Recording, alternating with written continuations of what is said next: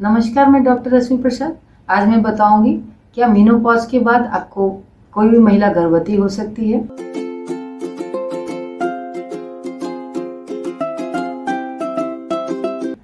तो जी बिल्कुल हो सकती है। ये कॉमन क्वेश्चन है कि मेरा मेनोपॉज हो गया और मेरे पास बच्चा हो सकता है कि नहीं। अब मेरे को कोई महिला आती है एडवांस एज में, बहुत सारा कंडीशन होता है, कभी कभी उनके बच्चे हो के भी डेथ हो जाते हैं उनके, और उनका मेनोपॉज हो जाता है। तो वो आती हैं और पूछती हैं कि मेरा तो मेनोपॉज हो गया, क्या मेरे को मैं फिर से बच्चा पैदा कर पाऊंगी कि नहीं। तो मेनोपॉज का मतलब क्या होता है कि इस समय पीरियड्स बिल्कुल रुक जाता है।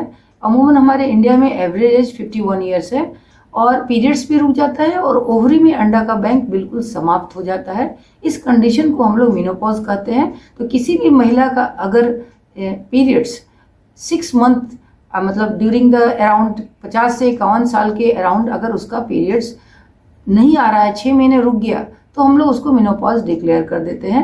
बट इस क्रम में क्या होता है कि अंडा का बैंक जो है बिल्कुल ख़त्म हो जाता है, तो इसमें बच्चा कंसीव करने का चांस बिल्कुल नेचुरली ख़त्म हो जाता है।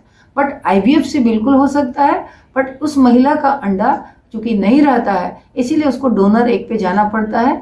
डोनर एग और अपने पति के स्पर्म से फर्टिलाइज बच्चे को उसके गर्भ में डाला जा सकता है और वो बच्चे को डिलीवर कर सकती है। बट मेनोपॉज के बाद कभी कभी बच्चेदानी जो है, यूट्रस जो है, वो साइज उसका रिड्यूस होने लगता है, श्रिंक करने लगता है। तो हम लोग 6 मंथ बिफोर बच्चा डालने के पहले कुछ हार्मोनल दवा देते हैं उस महिला को, ताकि उनका एमसी जो पीरियड्स जो है रीस्टार्ट हो और थोड़ा सा इसका साइज बिल्कुल नॉर्मल हो। 6 मंथ पहले ही 6 या 7 या 8 महीना से उनके पीरियड्स को हम लोग रीस्टार्ट करते हैं, उसके लेंथ को नॉर्मल करते हैं और डोनर एग और उनके हस्बैंड के स्पर्म से बनाए हुआ बच्चे को ट्रांसफर करते हैं और वो डिलीवरी करती हैं खुद, मतलब उनसे डिलीवर होता है बच्चा। बट है कि अब है कि हमारे एआरटी एक्ट में 50 से ज़्यादा आयु की महिला को ये नहीं किया जाता, ये बैन हो गया है। पहले ये था, अलाउड था, बट अभी है कि ये बैन हो गया है कि 50 ईयर्स के बाद आप आईवीएफ से भी बच्चा नहीं करा सकते हैं। बट अब सवाल ये उठता है कि क्या मेरा मेनोपॉज हो गया और मैं नेचुरली कंसीव कर सकती हूँ कि नहीं, अपने पति के द्वारा रह के नेचुरली कंसीव कर सकती हूँ कि नहीं। तो देखिए, फ्लैश इन द पैन एक रेयर घटना है। जब कभी कभी मेनोपॉज जब होता है, आज मान लीजिए मासिक रुक गया, अगर 50 साल की कोई महिला है और आज मासिक उसका रुक गया, बट अभी उसको मेनोपॉजल डिक्लेयर नहीं किया जाएगा। हम लोग 6 मंथ कम से कम वेट करते हैं कि आपका 6 मंथ में एमसी नहीं आया तो आफ्टर 6 मंथ आपको मेनोपॉजल डिक्लेयर किया जाएगा। इस क्रम में अगर कभी कभी 1-2 अंडा रह जाता है और वो हस्बैंड के साथ वो फिजिकल हो जाती हैं और अगर हस्बैंड का स्पर्म बिल्कुल ठीक है और इनका ट्यूब ठीक है, तो रेयर ऑफ द रेयर वो पोस्ट मेनोपॉज के दौरान भी नेचुरली कंसीव कर सकती हैं। But this is the rare of the rare घटना। मेरे पूरे हिस्ट्री में मैंने भी क्लिनिकल प्रैक्टिस में 1 या 2 पेशेंट को देखा है, बट ये रेयर है, रियलिटी बहुत कम है।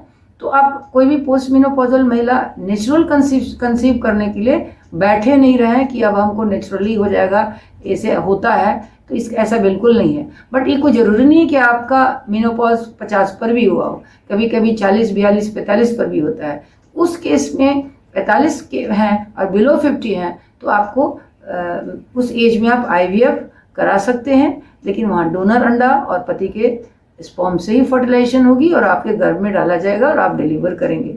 तो मेनोपॉज के बाद भी बच्चा की संभावना है, तो आप बिल्कुल निराश ना हो। और अगर आपको इच्छा है तो आप आईवीएफ टेक्निक अपना सकते हैं, बट शर्त ये है कि इसमें उम्र आपका 50 से कम होना चाहिए और आपका खुद का अंडा बनना का संभावना कम होता है, तो आपको डोनर एग पे जाना होगा।